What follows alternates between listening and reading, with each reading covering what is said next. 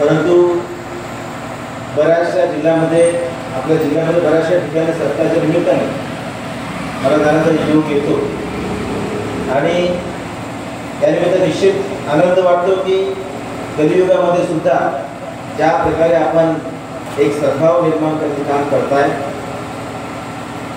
ज्याप्रमाणे संदीपभाऊंनी सांगितलं की धर्माचं प्रस्थापित करणं अतिशय आवश्यक आहे. तो धर्म माणुसकीचा असेल, धर्म सद्भावाचा असेल, प्रेमाचा असेल, तो धर्म भक्तीचा असेल, तो धर्म सज्जन शक्तीचा असेल. परंतु निश्चितच मला सांगायला आनंद वाटतो आणि निश्चित मला भविष्यकाळाचे वेध दिसतात की आपल्या कलियुगातून सतयुगाकडे परत आपण चालू महाराज असं मला वाटतं. आणि याचं खरोखर श्रेय हे कुणाचं असेल ते ज्यांचा संतांचा वारसा जे चालवत आहे, संत नामदेव असेल, संत तुकाराम असेल, ज्ञानेश्वर माऊली असतील, ज्यांचा वारसा चालवत आहे असे सगळे तुम्ही सगळे वारकरी आणि सगळे महाराजांच्या रूपाने असले आपले वारकरी संत. त्या निमित्ताने एक चांगलं वातावरण आपल्या समाजात निर्माण होत आहे आणि त्यामुळे कुठेतरी आपलं बंधुभाव निर्माण झाला पाहिजे, भांडण चर्चा कमी झाली पाहिजे, माणुसकी वाढली पाहिजे, सज्जन शक्ती वाढली पाहिजे आणि एका अर्थाने पूर्ण आपल्या हिंदुस्थानामध्ये, पूर्ण भारतामध्ये एक चांगलं वातावरण निर्माण झालं पाहिजे, जेणेकरून आपला जो देश आहे त्या देशावर आता अनेक परकीयांची अतिक्रमणं होत चाललेली आहेत. ती धर्मरूपी असतील, ती शस्त्ररूपी असतील, ती पाकिस्तान रूपी असतील, म्हणून त्याला अंगावर घेऊन शिंगावर घेण्याचं, अंगावर आलेलं शिंगावर घेण्याचं काम हे भारत देश निश्चित करतोय आणि याला निश्चित भरपूर श्रेय जाईल. ते आपले यशस्वी लाडके आपले पंतप्रधान माननीय नरेंद्र मोदी हे ज्या प्रकारे आपल्या भारतामध्ये आपण बघतोय की मागच्या वर्षी श्रीराम प्रभूंचं मंदिरांचं मोठं उद्घाटन सोहळा याची डोळा आपण बघण्याचा योग आपल्याला आला. मथुरेला सुद्धा तशी परिस्थिती आहे. बऱ्याच ठिकाणी आता आपण उज्जैनला बघितलं असेल, शंकराचा महाकाल कॉरिडोर तयार केलेला. केदारनाथ असेल, बद्रीनाथ असेल, सोमनाथ असेल, जिथे जिथे बघतो आपण की ते मंदिरांना संरक्षण देणं, मंदिरांचं उद्धारणी करणं आणि त्यानिमित्ताने आपल्या पूर्ण भारतामध्ये एक चांगलं धर्माचं वातावरण निर्माण करणं, जेणेकरून आपल्या भारताची अखंडता ही कायम राहील आणि परकीय आक्रमणांना तोंड देईल अशा प्रकारे समाजाची आंतरिक शक्ती निर्माण करणं हे आपल्यापुढे एक मोठं आव्हान आहे मला असं मला वाटतं. त्यामुळे तुम्ही त्याच्यामध्ये जे योगदान देते अनन्यसाधारण आहे. त्यामुळे तुमचं मी खूप आभार व्यक्त करतो की अशा प्रकारचे तुम्ही खूप चांगले उपक्रम करत आहातच. या सप्ताहाच्या निमित्ताने, रामकथेच्या निमित्ताने आपण सर्व जनतेच्या मनात चांगले बंधुभावाचे वातावरण निर्माण करीत आहातच. परंतु तुम्हाला विनंती सुद्धा करेन की या निमित्ताने आपल्या भारताविषयी, आपल्या हिंदुस्थानाविषयी, आपल्या अखंडतेविषयी सुद्धा आपण थोडं परिमार्जन करावं, जेणेकरून अधिकाधिक आपला समाज जो आहे तो मानसिकदृष्ट्या अधिक सदृढ होईल आणि कोणत्याही परकीय अतिक्रमण असतील ती कोणत्याही रूपात येऊ दे, शारीरिक असू दे, अनवस्त्राच्या रूपात असू दे, मानसिक असेल, गुगल असेल, जे असेल त्या सगळ्यांना तोंड देण्याचं काम हे कोण करू शकतं तर संतच करू शकतात. संतांनी जर अशा प्रकारचे विचार आपल्या समाजात रुजवले, वाढवले तर निश्चित आपला समाज हा एवढा बळकट बनेल.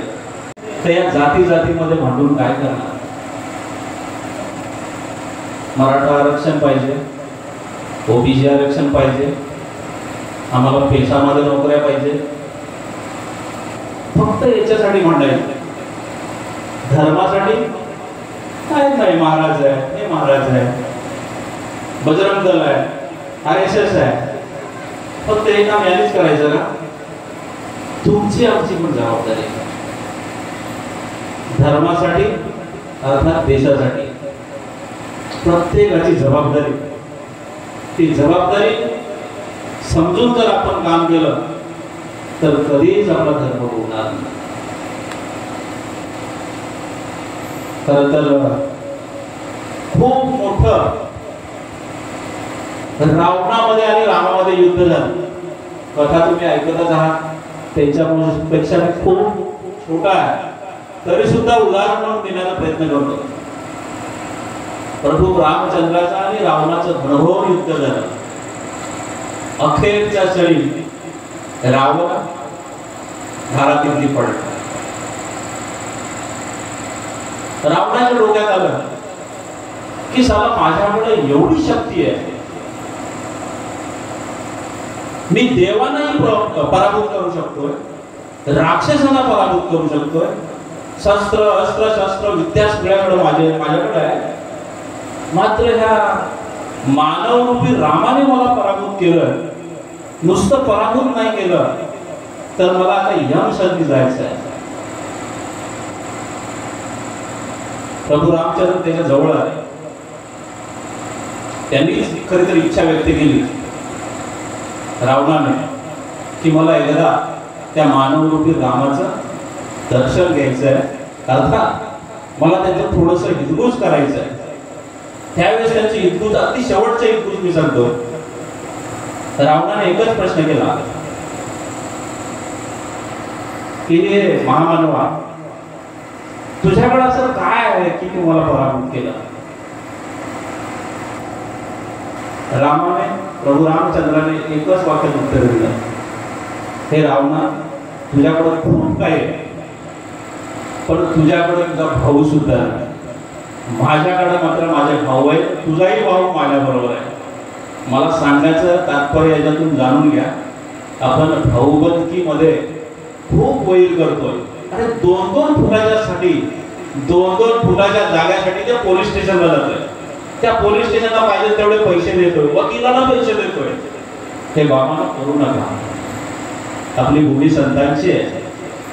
ही शिकवण आपल्याला दिलंय का? खरं तर संगमनेरसारख्या ठिकाणाहून इकडे महाराज आले. त्यांच्याकडून अजून तुम्हाला चांगली चांगली उदाहरणं ऐकायला मिळतील.